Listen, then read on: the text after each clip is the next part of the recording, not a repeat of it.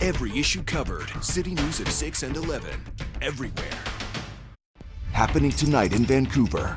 Increased vaccinations, everyone 18 and up by this weekend, mean decreased restrictions coming soon, but not yet. But if we move too quickly, the virus can take hold again, even when we have immunization to protect us. Initially, it started out of curiosity, and then I almost feel like it's a sense of purpose now. A Vancouver runner has been collecting hundreds of littered face masks on his daily runs around the city. More than a year into the pandemic, we look at how much PPE gets left on our streets.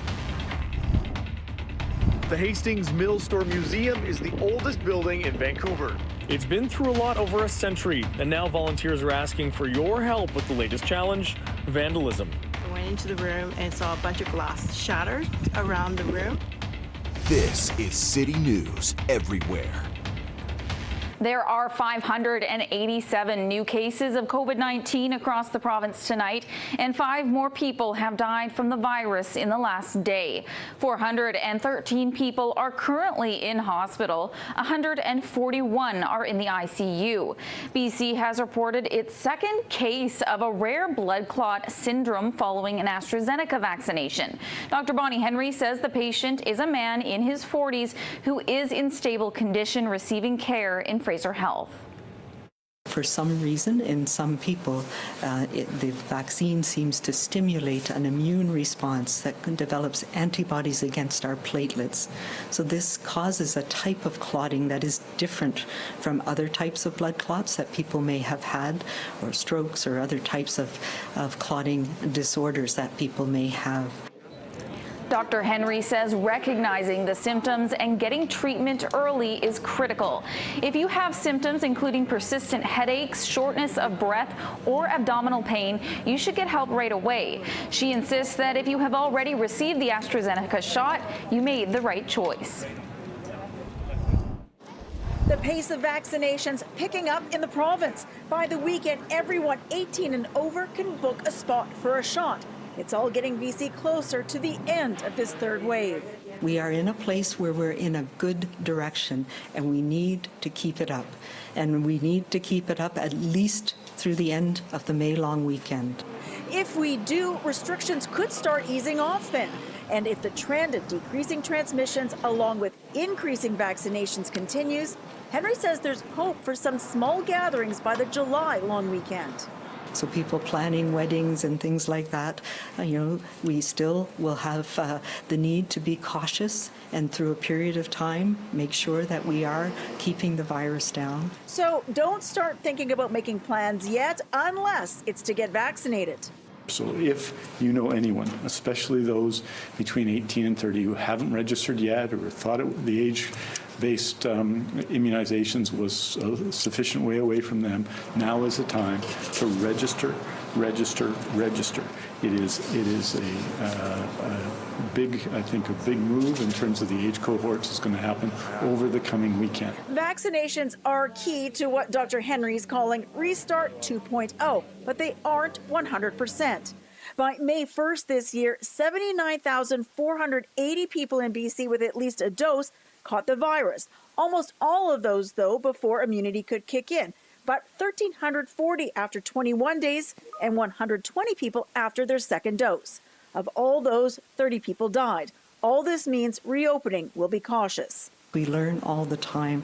This virus has taught us that we cannot be complacent. We know, I'm watching very carefully what's happening in the UK, and I think that's a very good example for people to think about slowly, gradually reopening.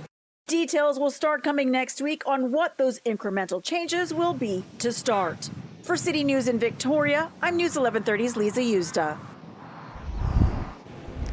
It's a signal that a return to pre-pandemic life could be around the corner. The Center for Disease Control and Prevention in the U.S. now says fully vaccinated people can safely stop wearing masks indoors and outdoors in most places. The new guidance still calls for wearing masks in crowded indoor settings like buses, planes, and hospitals, and is expected to help clear the way for reopening workplaces, schools, and other venues. The move comes as the Biden administration Vaccination faces pressure to ease restrictions for fully vaccinated people who are 2 weeks past their vaccine dose. Virus cases and deaths in the U.S. are at their lowest rates in months, and the test positivity rate the lowest since the pandemic began. Dr. Bonnie Henry says we're still a ways off from new guidance on masks in BC. Expect to start seeing some of that after the May long weekend in more detail. And of course, I'm working with my colleagues across the country to make sure that we're all aligned in some of the messages that we're giving.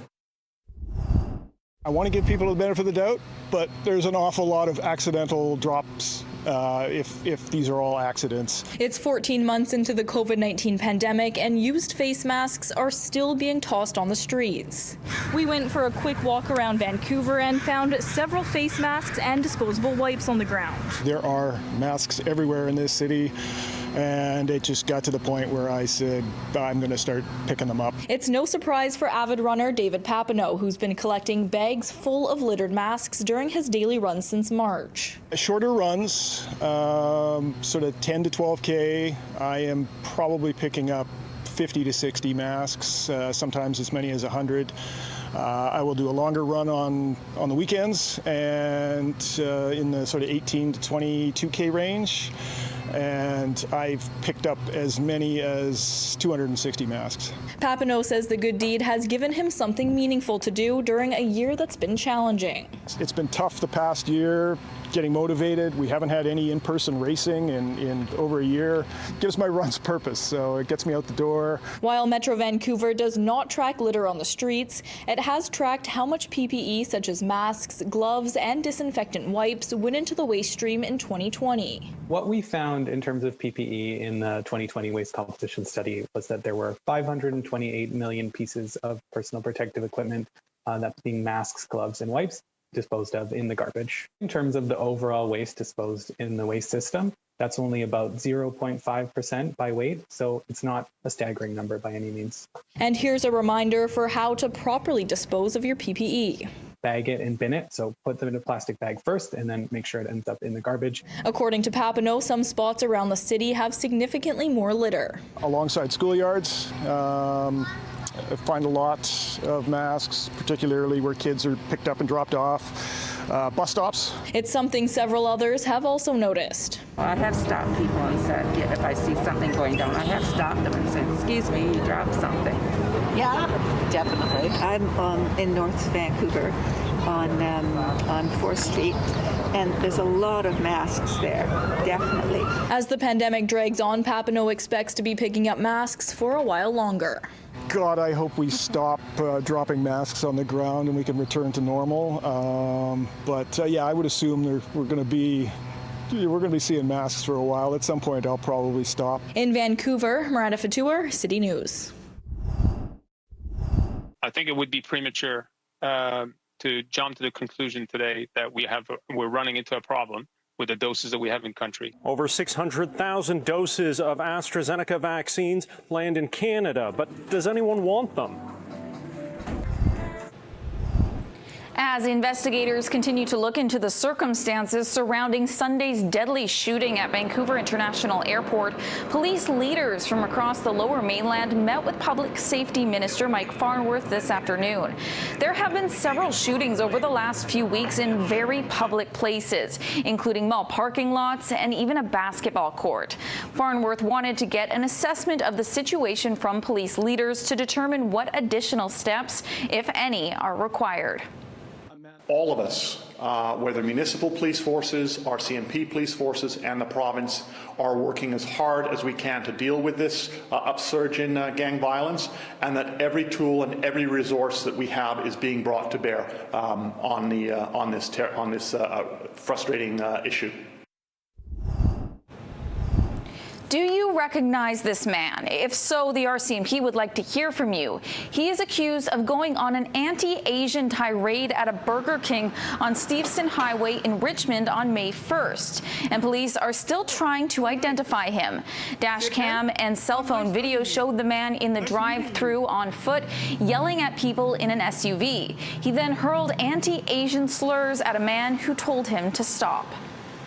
This is a prime example of where we need people to come forward as it happens, immediately after it happens or as it is happening. In this case, it was 2 days after the fact, and it was not until there was video circulating on social media that we became aware of it, which makes it extremely difficult for our investigators to do their job well.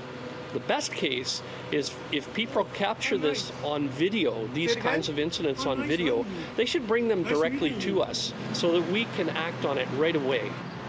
Call police if you have any information. Fire has significantly damaged a playground at Pier Park in New Westminster.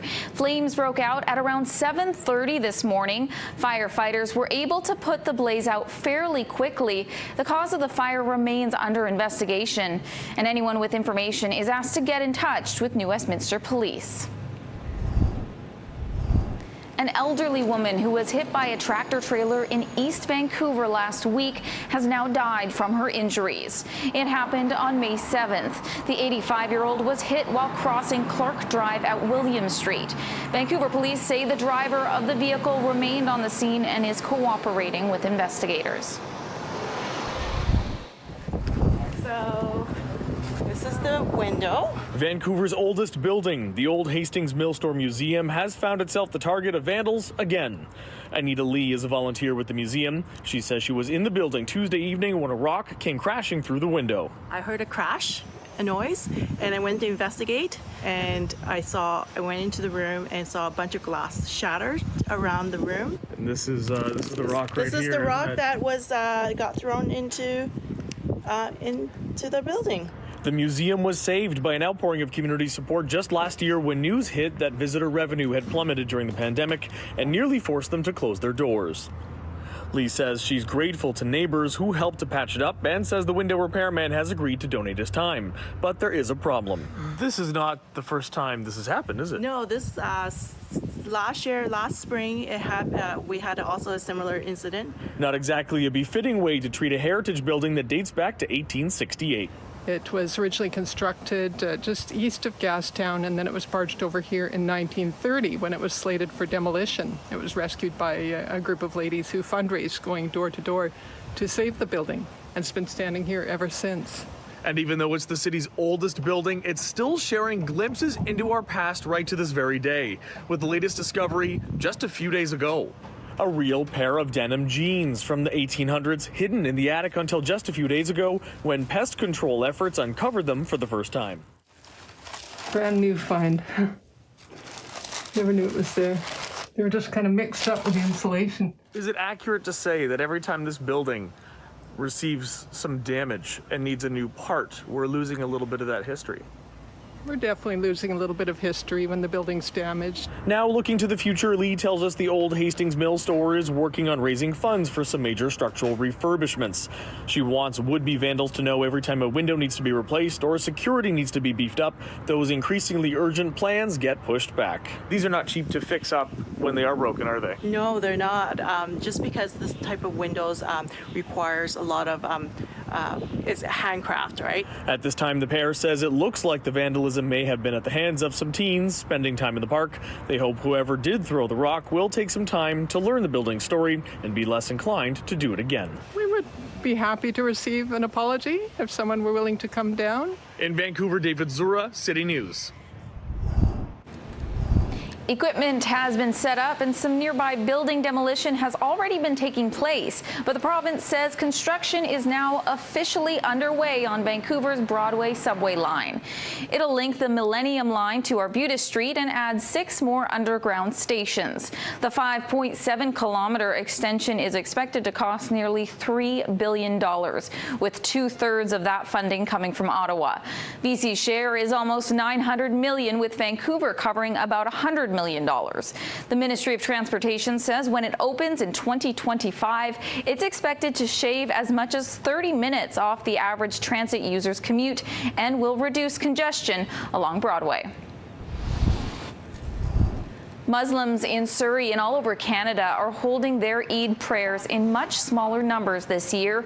The annual religious holiday marking the end of Ramadan has once again been scaled back due to pandemic restrictions. Mohammed Asa Gondal with the BC Muslim Association says he's praying for the pandemic to end so that next year they can celebrate Eid properly as a community. But for now, the community is ready to celebrate while following health guidelines. So we are celebrating the Eid with totally CDC guidelines under the health officer order. So we're going to pray outside, which given us the permissions in a tent. So with the cap limit of 50 people for congregation. And alhamdulillah, we have registered. It's all already registered.